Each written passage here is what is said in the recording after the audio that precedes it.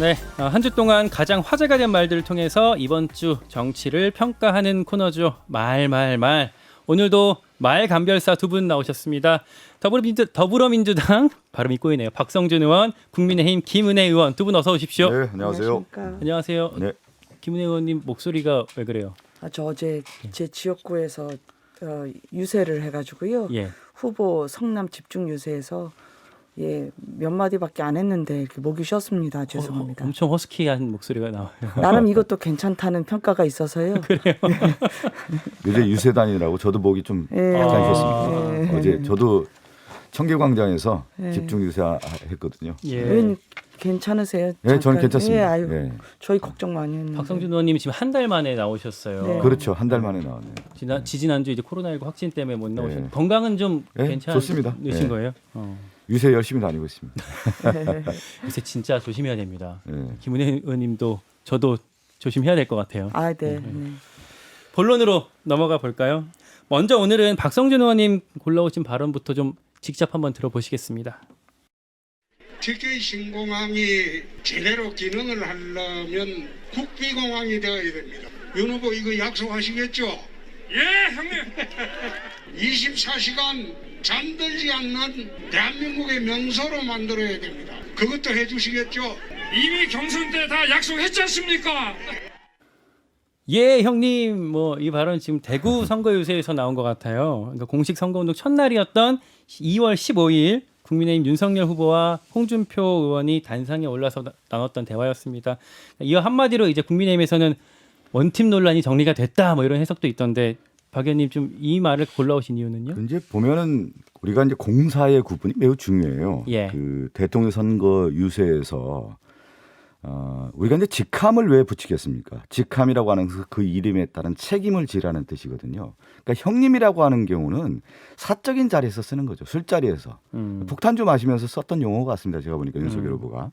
그런데 이런 공적인 자리에서는 공식 직함을 쓰는 것이 맞고 또 하나는 이런 얘기인 거죠. 우리가 이제 형님 문화라고 했을 경우는 끼리끼리 문화고 자신들의 문화에 있어서의 어떤 잘못은 덮어주고 실질적으로 어떤 타인의 잘못에 대해서는 응징하고 이러한 문화들이 이제 형님 문화라는 거죠. 그러니까 배타적이라는 거군요. 그렇죠. 배타적인 거죠. 형님 문화라는 것은. 그러니까 이 대통령 선거 유세에서 이런 형님이라는 용어를 쓰는 것 자체가 몸에 밴 거 아니냐. 그러니까 끼리끼리의 문화에 그러니까 우리나라의 절차적인 어떤 과정들이라고 하는 것들은 결국은 서로 상대에 대한 인정에 대한 것들이 있어야 되는 거고 그 속에서 민주주의의 어떤 뿌리가 있는 것인데 지금 이 대통령 선거를 형님 문화로 가는 것이 맞는 것이냐라고 하는 부분을 좀 지적하고 싶고요. 결국은 이제 공사 부분이 좀 잘 안 되고 있는 거 아니냐. 이윤석열 후보가 예전에 선거라고 하는 것을 패밀리 비즈니스라고 하는 용어를 썼어요. 예. 그러니까 대통령 선거에서 비즈니스라는 용어를 쓰는 경우가 역대 선거에서 어디 있겠습니까? 선거라고 하는 것은 공적인 자리고 공적 추구를 통해서 국민의 삶을 개선하는 것이지 그들만의 비즈니스로 하는 것은 아니다. 전 개인적인 사생활 얘기를 좀 저도 이제 사회생활 해보면서 공사 구분 없이 형님 동생 하는 사람들 상당히 위험하다. 이런 얘기를 지적하고 싶습니다. 어제 좀 부적절하다라는 말씀이신 매우 것 같은데 부적절합니다. 김은혜 의원님 반론을 해주실까요? 이게 민주당에서 이제 공격 소재가 고갈이 됐나 해요. 이게 예. 선거가 이게 전쟁의 속성이 있지만 다른 한편으로는 축제죠. 그래서 우리 사회에 다양한 의견이 분출이 되고 그게 통합되는 과정이 선거 과정인데 오늘 이 발언을 골라오실 줄은 몰랐거든요. 그래서 패밀리 비즈니스는 말씀 잘해 주셨습니다. 진정한 패밀리 비즈니스가 어떤 건지 이재명 후보님이 보여주시고 계시죠. 잠시 뒤에 옆집 이야기도 하겠습니다만 권력의 남용, 유능하시다고 하는데 자신의 편에는 유능하지만 힘없는 국민 편에는 무능하셨던 게 아닌가. 저는 그런 면에서 이재명 후보가 보여주신 패밀리 비즈니스를 끊어주고 정의와 도덕이 뭔지 보여주는 선거가 이번 대선이 되고 있다. 자, 그 부분은 생각합니다. 우리가 좀 네네. 이따 오랫동안 얘기할 거니까 잠깐 좀 떼어두고 네네. 박성준 의원님이 또 하나 더 이 발언이랑 같이 영상을 또 하나 가져오셨다고요. 네. 네. 그 요즘 뭐 화제가 되고 있더군요. 윤석열 후보가 이제 어퍼컷 그 모습을 좀 계속 이제 행동하고 지역 유세마다 이제 그런 행동들을 반복하고 있는데 지금 유튜브 레인보우 예, 지금, 시청자분들을 위해서 나오고 있어요. 그 저 모습인데 보면은 과잉 언어, 과잉 행동이 지금 윤석열 후보의 대체적인 어떤 모습인 것 같아요. 윤석열 후보가 그러니까 예. 유세에서 했던 요새 계속 그렇죠. 밀어 예. 붙이고 있는 건데 저는 분위기 좋을 이제 때 하는 거죠. 이런 얘기를 드리고 싶어요. 이제 권투 경기에서 결국 챔피언이 누가 되느냐 예. 보면은 스트레이트, 훅 이걸 구사했던 그 선수가 결국 챔피언이 된다. 스트레이트 훅. 예, 그렇죠. 스트레이트는 누적된 과정에서 하는 거고 네. 훅은 정확한 타격을 하는 것인데 예. 어퍼컷을 구사해서 챔피언 되는 경우는 거의 없어요. 예. 어퍼컷은 요행을 바라는 것이죠. 그런 그러니까 행동인데 한 방에 끝내겠다. 이런 그런데 거고. 이제 여기에서 우리가 이제 행간의 의미를 좀 읽어볼 필요가 있는데 예. 윤석열 후보가 저는 어퍼컷을 행동을 하는 것이 하나의 어떤 정치적 쇼로 좀 비춰지는 건데 예. 두 가지로 좀 해석할 수 있을 것 같아요. 국내적으로는 지금 윤석열 후보가 보복 정치하겠다라고 하는 것을 지금 선언하고 있지 않습니까? 그리고 북한 관계에서는 선제 타격을 하겠다라고 하는 행동들이 저런 모습에서 이제 드러나는 것이다. 그런데 하나 예. 김대중 대통령이 2009년도에 노무현 대통령 돌아가시고 어떤 얘기를 하냐면 피 맺힌 심정으로 얘기한다고 해요. 네. 하나가 이명박 전 대통령이 이제 경고를 하는데 김대중 대통령이 국내 문제에 있어서는 민주주의 위기, 그러니까 노무현 대통령에 대한 정치적 보복 수사를 했다라는 부분에 대해서 피 맺힌 심정으로 민주주의 위기를 초래하고 있다. 두 번째는 남북 평화 관계된 부분에 대해서 긴장을 강화하고 악화시키는 부분에 대해서 남북 위기를 초래하고 있다라는 부분에 대해서 김대중 대통령이 이명박 전 대통령에게 엄중 경고를 하는 게 있었습니다. 2009년도에. 저는 지금 윤석열 후보가 국내적으로 보복 수사에 대한 거, 남북 관계에 대해서는 선제 타격하겠다. 상당히 위험한 지금 발언들을 하고 있다. 과잉 행동과 과잉 언어를 쓰는데 대통령 후보로서 지금까지 역대 대통령 선거에서 이런 행동을 했던 후보는 없었다. 이렇게 말씀드리고 싶습니다. 아니 근데 이게 유세장에서 어퍼컷 세리머니 이렇게 거의 옛날에 히딩크 감독이 이렇게 했던 것처럼 이렇게 한 건데 이게 뭐 이렇게 보복 정치 선제 타격까지 이렇게 정치적 해석을 가능한 것이죠. 그래요? 왜냐하면 그건 정치적인 어떤 수사로서의 해석은 누구나 이제 할 수가 있는 거고 저는 예. 한 말씀 더 드리고 싶으면 결국은 정통파가 승리하게 돼 있는 것이다. 정통파. 예. 이재명 후보의 어떤 스트레이트성 그리고 결국은 마지막 훅을 통해서 어퍼컷을 구사한 윤석열 후보에게 한 방 먹일 것이다. 이렇게 말씀드리고 싶습니다. 김 의원님. 이 히딩크 어퍼컷을 정치보복으로 연결하는 창의력에 대해서 저는 박 의원님께 무한한 존경심을 갖습니다. 히딩크가 축구 이기고 나서 상대편 선수 찾아가서 위해를 가했나요? 그러니까 이게 지금 이재명 후보님 측이 정상적인 선거로는 이길 수가 없다라고 생각을 하셨는지 모르겠지만 이게 이재명 후보 측의 아무 말 대잔치로 민심을 움직이지 않는다. 최순실 프레임, 주술 프레임 이거 안 먹히니까 이제 정치보복 프레임이 들어오고 있는데요. 이 부분은 국민께서 상식선에서 잘 판단하실 거라고 그렇게 생각합니다. 정치 보복 같은 경우는 사실 이제 윤석열 후보가 지난주에 중앙일보 인터뷰하면서 네네. 지난 정부 전 정부 적폐 수사를 뭐 하시겠습니까 했을 때 뭐 해야죠, 돼야죠 이렇게 답하면서 이제 불거진 이슈였던 것 같은데. 네. 2008년도에도 이제 노무현 전 대통령이 이제 민주주의 2.0의 글을 써요. 이명박 전 대통령이 어떤 얘기를 했냐면 예. 정치 보복을 하지 않겠다. 전직 대통령 문화를 새로 만들겠다. 이런 얘기를 했지만 결국은 어떻게 했습니까? 정치적인 악용을 통해서 이명박 전 대통령이 정치 보복을 하지 않았습니까? 윤석열 후보가 저는 일련의 이런 과잉 행동과 과잉 언어를 보면은 그러한 일련의 과정들을 좀 읽을 수 있다. 그렇기 때문에 지금 이 시점에서 민주당이 그리고 이제 이재명 후보도 그렇고 이 윤석열 후보에게 엄중 경고하는 것이죠. 국민의 이름으로 경고하는 겁니다. 이건. 예. 이 발언 네. 관련해서는 네. 국민의힘 내부를 좀 취재를 해보면 좀 엇갈려요. 이게 이 발언이 조금 실언이었다. 이 발언으로 이제 발언의 영향으로 오히려 뭐 친문 지지층이 결집하면서 민주당에 좀 도움을 주게 됐다라는 식의 어떤 반응들도 나오는데 어떻습니까? 이게 부정부패가 발견이 되면 지위 고하를 막론하고 엄정하게 수사해야 된다. 그렇게 해서 처벌을 받게 될 것이다. 그거를 네 글자로 줄이면요. 후보의 발언을 법치주의입니다. 근데 법치주의라고 쓰고 이걸 정치보복이라고 읽는 분들이 있죠. 그분들은 도둑이 재발절인 분들이죠. 그래서 저는 이 과도한 반응은 오히려 민주당에서 지지층을 결집시켜서 판세를 흔들어보자는 정치적 계산에 의한 거라고 생각을 하는데요. 국민분들이 판단을 하시겠지만 며칠 안 남았으니 무리수를 두시지 않는 게 좋겠다. 그리고 윤석열 후보가 그동안 얘기했던 게 있죠. 문재인 대통령은 정직했던 분이다. 그런데 법과 원칙에 따라 수사하라는 그 명을 자신이 받아들였다. 막상 하려고 보니까 문 대통령 주변에 내로남불 세력이 있더라. 그것은 권력을 국민들이 부여하셨는데 그 권력을 가졌다가 자신의 품 안으로 아는 자들. 그러니까 그 힘을 자신의 것으로 사유한 사람들에 대한 일갈이 있었죠.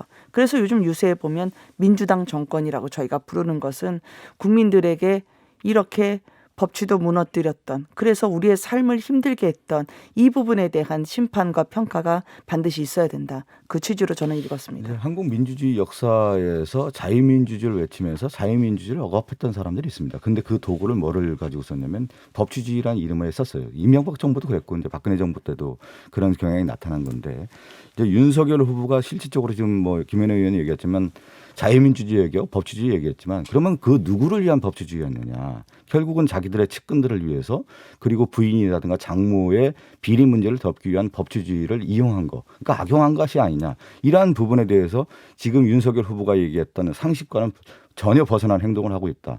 오히려 법치주의를 적용하기 위해서 법 앞에 평등이라는 것을 보여주기 위해서는 부인의 문제, 주가 조작 문제라든가 장모의 부동산 투기 문제를 엄정 법 집행을 통해서 그걸 보여줬어야 되는 건데 오히려 비호했던 것이 아니야. 검사라는 직분을 이용해서 이용했다라고 하는 것이 지금 드러나고 있는 거 아니겠습니까? 부인과 가족을 위해서 법을 어떻게 악용을 한 적이 있죠? 그리고 주가 조작을 검찰이 그렇게 2년 동안 털었는데 왜 지금은 기소도 못하고 있죠? 저는 이 부분은 근거가 없이는 말씀을 하시는 거는 좀 자제해 주셨으면 좋겠다고 그렇지 않죠. 생각을 해요. 지금 이제 그 장모와 부동산 투기와 관련된 부분이 지금 드러나서 이미 실형을 살고 있는 단계인 거고 부인과 관련된 주가 조작은 지금 2011년, 12년도 주가 조작이 나와 있는데 오히려 지금 윤석열 후보가 주가 조작이 드러나지 않은 통장을 지금 드러내서 오히려 덮어준 거 아니에요. 그리고 당시에 이미 결혼한 이후부터도 윤석열 후보의 부인과 장모가 부동산 투기 문제라든가 주가 조작에 연루됐다는 것이 지금 드러나고 있지 않습니까? 그런 문제를 의혹 제기를 하는 차원에서 말씀드리는 겁니다. 그렇다고 하면은 법치주의라고 하는 부분에 있어서는 검사로서 있었다고 하면 오히려 더 엄중하게 집행을 했어야 된다. 이런 지적을 하는 겁니다. 요 주제 같은 경우는 저희가 많이 좀 토론했던 내용이니까 김은혜 의원님 한 말씀만 좀 듣고 다음 주제로 넘어가겠습니다. 네. 법과 원칙이 후보나 후보 가족에게 엄중하게 똑같이 적용돼야 된다는 건 일관된 저희 원칙입니다. 얼마 전에 주가 조작 관련해서 KBS가 오보와 관련해서 이야기를 하더군요. 그래서 그 거짓된 여러 의혹에 대해서 국민 여러분들이 판단하실 거라고 생각을 합니다. 네, 여기까지 하고 다음 주제 우리 김은혜 의원님 골라오신 말로 넘어가 보겠습니다. 이런 이상한 얘기가 있습니다. 보수는 일은 잘하는데 부패해서 문제고 진보는 깨끗하긴 한데 능력이 없는 것 같아. 이거 다 새빨간 거짓말입니다, 여러분. 그래서 제가 한 가지 말씀을 드립니다. 진보의 금기를 깨겠다. 선배님이 10시 반에 나오신다고 하시는데 내일 오전에 급한 일 있어요? 없습니다. 그래서 운전은 차가 어떻게 돼요? 차 있어요 내일? 그러면 10시 반 서울대병원 가세요. 네, 말 두 개를 이번에도 엮어 오셨는데요. 그러니까 앞부분은 민주당 이재명 후보가 어제 이제 서울 노원구 유세에서 부동산 정책 얘기를 하면서 진보의 금기를 깨겠다 뭐 이렇게 했던 거고 뒷부분은 배우자 김혜경 씨 의전 논란 뭐 요 중심에 있는 그 배모 씨 목소리죠. 그러니까 제가 음성 변조를 또 추가로 같이 처리를 해서 들려드린 건데요. 요게 이제 그 경기도청 5급 사무관 배모 씨가 7급 그 공무원 A 씨한테 지시를 내린 건데 김혜경 씨 병원 갈 때 관용차를 좀 이용했다라는 의혹의 증거라는 거죠, 저 목소리가. 그렇습니다. 그 이재명 후보가 진보의 금기를 깨겠다라고 하셨는데 저는 벌써 깨셨다고 생각해요. 왜냐하면 진보는 도덕적이라는 우리 사이에 지배적 인식이 있었습니다. 그런데 그 진보의 금기, 그거를 대장동 게이트, 불법 의전, 그리고 법인카드 이용으로 깨셨죠. 그래서 국민들은 이제 능력도 검증되지 않았고 그럼 도덕도 없는 분에게 정권을 맡겨야 할까? 그래서 정권 교체하자는 여론이 계속 유지가 되고 있다고 생각하고요. 2022년 대통령 선거 이 서울 유세의 서막을 유체이탈 합법으로 여신 거는 저는 유감입니다. 그래서 어제 또 노원 유세에서는 권력으로 사적 이익을 도모하면 안 된다라고 얘기를 하셨는데요. 이게 국민들에게 얘기하지 않고 본인과 김혜경 여사에게 하셨어야 된다고 저는 생각을 해요. 그리고 옆집 의혹 계속 오늘도 나오고 있습니다만 그 옆집에 사셨던 김혜경 여사의 친구분, 그 친구 부부와 관련해서도 저희가 계속 짚어볼 대목을 잠시 뒤에 여쭙도록 하겠습니다. 그 김은혜 의원님이 좀 네. 급하시네요. 뭐냐면 이제 우리가 항상 선택을 할 때는 맥락이 있어야 되는 건데 이재명 후보의 유세와 배모 씨의 지금 녹취록이 어떤 연관성이 있는지 저는 상당히 좀 답답해서 그냥 두 말을 좀 짜집기 한 거 아니냐. 뭔가 네거티브하게 한 자료를 모으기 위해서 짜집기 했다는 생각이 좀 들고요. 지금 이번 대선의 가장 큰 흐름은 이거죠. 이번 대선의 6위 국면을 돌파하고 기회로 만들 수 있는 후보가 누구냐. 유능과 무능의 큰 싸움이라고 저는 생각됩니다. 그렇기 때문에 이재명 후보는 이제 유세장에서 이런 얘기를 한 거죠. 국민에게 필요한 정치가 뭐냐. 국민에게 다가가는 정치라고 하는 것은 그동안 한국 정치에서 가장 큰 폐해 중에 하나가 뭐였냐면 진영 논리에 갇혀 있다라는 거 아니겠습니까? 진영을 뛰어넘어서 인재를 등용하고 그 사람들을 통해서 실질적인 국민에게 필요한 실용적 개혁을 추진하겠다라고 하는 것이 이재명 후보의 선거의 큰 방향이고요. 좋은 정책이 있다고 하면은 이재명 후보가 그런 얘기 하지 않습니까? 홍준표의 정책이 어떻고 박정희의 정책이 어떻습니까? 그리고 김대중 정책이면 어떠냐 이렇게 해서 실질적으로 국민 통합 대통령을 가겠다라고 하는 어떤 큰 선언적 의미이고 그것을 실질적으로 추진하겠다라고 하는 유세의 어떤 그런 말씀이라고 볼 수 있습니다. 두 가지 발언을 좀 무리하게 연결했다라는 지적인데 이재명 후보의 유능 그리고 이재명 후보의 도덕. 지금 만약에 그렇게 유능하시다면 경기도에서 이재명 후보가 경기도지사 있었을 때 그 시즌에 경제활동 참가율이 8계단이 추락하고요. 그리고 주택건설 인허가 실적도 14%가 추락하고 전국 17개 시도 중에 장애인 고용률 16위, 특히 이제 고용률은 6단계나 추락을 했던데요. 무엇이 유능했다고 한 건지 여쭙고 싶고요. 그리고 이재명 후보가 저는 슬로건을 조금 정정하시면 어떨까 싶어요. 이게 아까 대장동 불법 의전 옆집 의혹까지 국민들이 가장 질색을 하는 잘못을 저지르고 나서 이런 상황에서 나는 깨끗하다. 그리고 나는 유능하다 외칠수록 사람들은 양측의 소년 생각할 겁니다. 그래서 아수라 이미지가 있기 때문에 지금이라도 이 부분은 잘못됐다. 깨끗하게 인정할 걸 인정하시는 게 국민들 마음을 움직이시는데 차라리 도움이 될 것 같다고 생각하고요. 이 옆집에 사셨던 김혜경님 친구 부부에 보면 그 남편분이 인력 경호 용역업체 사장님이었다는 거 아니에요? 그런데 그 회사가 해산이 된 이후에 그 4명의 청년이 누구 소속이었는지 모르지만 시점상 GH 경기주택도시공사에 들어갑니다. 지금 블라인드에 보면 이현욱 사장이 이재명 후보의 리틀 이재명 후계자로 불렸던 분이죠. 성남시장 출마했을 때도 내가 이재명이다 외쳤던 분이에요. 근데 그분이 이재명 후보 집을 몰랐다?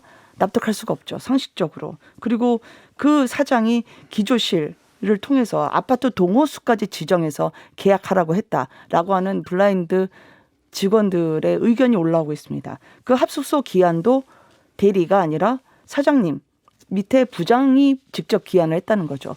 이건 전례가 없을 겁니다. 이게 좀 헷갈리시는 청취자분들이 있을 것 같아서 살짝 좀 설명을 드리면 네네. 그 이재명 후보의 그 순회동 아파트 살고 계신 자택 옆집이 뭐 알고 보니 경기주택 도시공사의 뭐 합숙소였다라는 거잖아요. 네. 그리고 국민의힘은 그 경기주택도시공사 합숙소가 어떤 선거를 이용한 선거를 위해서 뭐 만들어졌던 곳이 아니냐라는 의혹을 제기하고 계신 거고 민주당에선 그게 제가 이제 근데 그게 답을 좀 몇 선거운동인지 가지만 좀 아닌지는 드릴게요. 명확하게 네. 지금 저희가 밝혀서 이 증거가 나오는 대로 이야기하겠지만 아직까지 저는 개인적으로는 해명 과정에 있어서의 거짓 의혹 그리고 상식적으로 받아들이기 힘든 억지 주장 이런 부분들이 오히려 실체가 무엇인지 2402호에 대한 비밀에 대한 국민들의 의혹을 더 키우겠다는 거죠. 지금 이제 몇 가지 좀 김현우 의원님 이제 지적을 하셨기 때문에 좀 답변을 드려야 되겠는데, 그럼 이재명 후보가 이제 유능하다는 부분에 대해서 대통령 후보로서 지금까지 왔다라는 거 보면 이제 성남시장의 업적, 경기도지사의 실적을 통해서 여기까지 왔다. 그러니까 어떤 일을 할 때 판단, 결정, 추진력, 이것이 이재명 후보를 여기까지 오게 대한 결정적인 후보의 어떤 입지를 다지는 계기가 됐다. 그렇기 때문에 유능한 위기를 돌파할 수 있는, 위기를 극복할 수 있는 총사령관으로서의 후보의 면모를 보이고 있다는 말씀 좀 드리겠고요. 두 번째 이제 그 경기 그 도시공사 아파트. 이제 관련해서 지금 계속 얘기가 나오고 있는데, 예. 집 문제들 계속 얘기가 나오는데, 경기도시공사에서 이제 그 합숙소를 이제 선택하는 것은 경기도시공사의 결정 아니겠습니까? 그걸 이제 그 과정을 좀 보면 될 것 같고요. 제가 차제에 지금 말씀드리고 싶은 것은 윤석열 후보가 뚜렷하게 얘기하지 못하는 부분이 하나 있어요. 지금 화천대유의 대주주였던 김만배의 누나가 윤석열 후보의 아버지 집을 사지 않습니까? 근데 그 사는 시점 자체가 화천대유에 배분을 할 당시에 시점이 거의 동일하다는 거 아니겠습니까? 그러면 김만배의 누나와 그 윤석열 후보의 그 관계가 어떤 건지, 김만배의 관계가 어떤 건지, 왜 그 시점에 샀는지에 대한 부분을 명확하게 지금까지도 해명하고 있지 못하다라는 부분을 먼저 좀 해명했으면 좋겠다. 이게 왜 그러냐면 국민의힘과 윤석열 후보가 지금 대장동 관련된 부분을 계속 지적하는데 50억 클럽뿐만 아니라 가장 결정적인, 우연히 산 겁니까? 그게 우연히 사지 않았다라고 보는 것을 정확하게 좀 설명을 아직까지 못하고 있다는 부분을 좀 말씀드리고, 마지막 하나 더 얘기를 드리면, 지금 이제 국민의힘 김현우 의원이 여러 이제 지적, 지금 배모 씨와 관련된 이 내용들은 이제 살라미 전략으로 계속 하나 흘리면서 나오는데, 국민의힘 특히 이제 윤석열 후보의 지금 선거 전략을 보면 어설픈 트럼프 전략을 쓰고 있어요. 트럼프 후보가 과거의 인종이라든가 종교라든가 지역 가서 갈라치기를 했거든요. 다 가서 지금 결국은 지금 국내 문제에 있어서는 윤석열 후보가 갈라치기 하고 있고, 남북의 문제에서도 갈라치기를 하고 있는데, 이 갈라치기는 이성의 영역이 아니라 감성의 영역으로 정치를 하는 거거든요. 결국 그 안에 언어를 보면 증오의 정치라고 하는 것과 음모라고 하는 부분을 가지고 하는 건데, 결국 이 부분을 좀 뛰어넘어서 미래 비전의 정책들을 좀 제시하면서 윤석열 후보가 좀 다시 탈바꿈했으면 좋겠다 이런 말씀. 중간에 하나 좀 정리를 하고 넘어가야 될 게, 그러니까 순회동 이재명 후보의 아파트 옆집에 그 GH공사 합숙소가 있다라는 건 이제 우연의 일치라는 게 이제 민주당의 얘기고, 반대로 국민의힘에서는 김만배 씨가 구입한 윤석열 후보 누나의 집을 그 구입 과정에 문제도 이제 뭐 어떤 우연의 일치라는 입장이신 거죠. 아니, 뇌물을 주려면 시세보다 훨씬 높게 줘야죠. 시세보다 낮게 팔았는데 그게 뇌물이다. 두 번째는 김만배 님이 그 정영학 녹취록에서 이재명 게이트를 언급했다는 거 아니에요? 그러면 그 부분도 성명이 돼야 될 부분이고, 옆집 그리고 법인카드 모두 연결이 되어 있습니다. 그것은 뭐냐면 권력은 국민이 부여한 것인데 그것을 자신의 재산이나 아니면 자신의 특권을 유지하기 위한 발판으로 썼다면 그건 이재명 후보님이 과거에 자신의 SNS 통해서 밝힌 국민이 뽑지 말아야 할 머슴론에 부합되는 겁니다. 그래서 이재명 후보님이 과거 자신의 발언에 대해서 답을 하셔야 하죠. 지금 김은혜 의원님이 지금 이제 녹취록 관련 얘기를 해서 그러는데, 지금 김만배 남욱에 관련된 그 내용을 들어보면 김만배 씨는 그렇게 얘기하고 있지 않습니까? 화천대유 관련된 사업에 대해서 방해한 사람이 이재명 후보였다. 자기들 일하는 거에 있어서 결국은 뭐냐면 공공개발을 하겠다라고 하는 부분과 이제 민간개발을 하겠다라고 하는 부분에 대해서 그것을 이재명 후보가 강력하게 공공개발 추진했던 거 아니겠습니까? 그것을 누구를 통해서 나왔냐면 김만배의 입을 통해서 지금 나오고 있는 거고, 남욱은 그 얘기하지 않습니까? 이 사업을 하는 데 있어서 CR도 안 먹혔다라고 하는 것을 얘기하는 것이 그대로 드러난단 말이에요. 그런데 지금 전체적인 이 화천대유와 관련된 내용들을 짚어보면 윤석열 후보와 가까웠던 사람들, 그러니까 예를 들어서 가장 박영수 특검, 곽상도의 아들, 그 박영수 특검의 박영수 이제 당시 윤석열 후보와 매우 가까운 사이라는 것을 다 알고 있는 거 아닙니까? 딸이 그 회사에 있고 그 배분의 이익을 나눴다라고 하는 것이 지금 다 드러나고 있는 건데 오히려 지금 그러면 화천대유의 실질적 주인이 누구냐라고 하는 부분을 이제 지금 하나하나 지금 입증되고 있는 단계에서 김만배라든가 남욱의 얘기를 들어보면 얼만큼 이재명 후보가 그 개발 이익과 관련된 부분을 환수하려고 했고 실제 이 개발하고자 하는 부분들에 대해서 저지하고 제재했다라는 것이 그대로 드러난 거 아니겠습니까? 예. 이게 궁극적으로 우리가 대통령을 뽑을 때는 하는 말이 아니라 그 사람이 살아온 삶을 봐야 됩니다. 그러면 얼마나 퍼블릭 마인드, 공적 가치에 부합하는 삶을 살았느냐 그걸 봐야 될 것 같은데 저는 지금 이재명 후보가 사시는 집에 CCTV가 달려있다는 거 아니에요? 그 앞에 복도에 누가 있는지 볼 수 있는. 그러면 지금 이게 김혜경 씨의 일이라고 저는 생각하지 않아요. 이재명 후보와 관련된 거죠. 자신의 인연 있는 사람을 5급 공무원으로 데려와서 국민의 혈세로 월급을 주는데 그 사람이 민간인인 김혜경 여사의 가사 도우미 같은 일을 한다? 이건 권력 남용이죠. 맞다면. 근데 지금은 본인들은 몰랐다고 하면서 꼬리자리기를 또 하고 있죠. 잘 되면 내 덕이고 못하면 부하 탓이야 라고 하는 건 그건 국민들이 받아들이지 못할 거기 때문에 지금, 옆집이나 법인카드나 사실 이 부분에 대해서는 대충 사과 말고 직접적이고 구체적인 해명을 해 주셔야 된다고 그 의혹이 생각합니다. 지금 이 여야에서 지금 계속 너무 많이 나와서 뭐 대장동, 뭐 순례동 아파트 그리고 뭐 최근에 뭐 신천지 너무 많이 나오는데 지난주 또 이번 주 다음 주까지 계속 요거 토론할 거니까 일단 요 주제는 여기까지 넘어가고요. 간단하게 좀 지금 나와 있는 판세를 좀 평가를 해보고 넘어갔으면 좋겠어요. 아까 일부에서도 좀 소개해드렸습니다만 어제 나왔던 MBS 조사 2월 14일에서 16일 전국 성인 1,012명 대상 조사했던 여론조사 있는데요. 지난주에는 이제 35%로 이재명 윤석열 후보가 동률이었는데 이번 주에 윤석열 후보 40%, 이재명 후보 31%로 9% 포인트 차가 나게 지금 벌어졌거든요. 이거에 대해서 두 분 한 1분씩만 좀 짧게 좀 이 판세를 좀 분석해 주셨으면 좋겠어요. 박성준 의원님부터. 아니 저에 나왔으니까 뭐 김은혜 의원부터 하시죠. 뭐 지지율이 좀 높게 나온 분부터 얘기하는 게 분위기 좋은 거 그래요. 김은혜 분위기 의원님부터. 좋은 건 아니겠죠. 네. 안심할 수가 없죠. 이 선거는 몇 번이고 출렁일 수 있는 게 대선이기 때문에 저희는 긴장을 늦추지 않으려고 합니다. 다만 이제 선거가 종착역을 향해 가면서 이제는 지지 후보를 결정하시는 단계로 접어들고 있는 것 같아요. 그래서 다만 저희가 실수가 나오면 반면에 또 만회할 시간이 부족한 타이밍이다. 그래서 지금부터는 실수를 하지 않는 것이 중요하다고 생각하고요.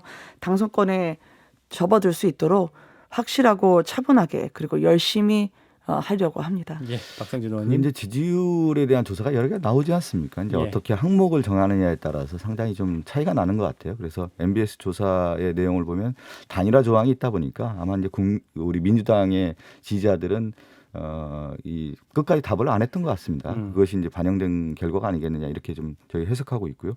그 지지율에 상관없이 가장 중요한 것은 결국 이제 진심을 전달하는 거고 누가 더 절실하고 누가 더 절박하고 국민에게 다가가느냐에 대한 부분이 지금 한 20일 남아있다고 봅니다. 그리고 가장 중요한 것은 이번 대선은 결국은 전 세계적인 위기이고 국내 위기에 있는 문제를 얼만큼 유능한 후보가 돌파할 수 있냐. 그것을 마지막 선택 기준으로 저는 가고 있다. 그것이 3월 9일 날 결정적 상수이자 변수라고 봅니다. 예. 그런 말씀들이 이제 우리 유권자들한테 얼마나 또 이해가 되느냐가 앞으로 중요하겠죠.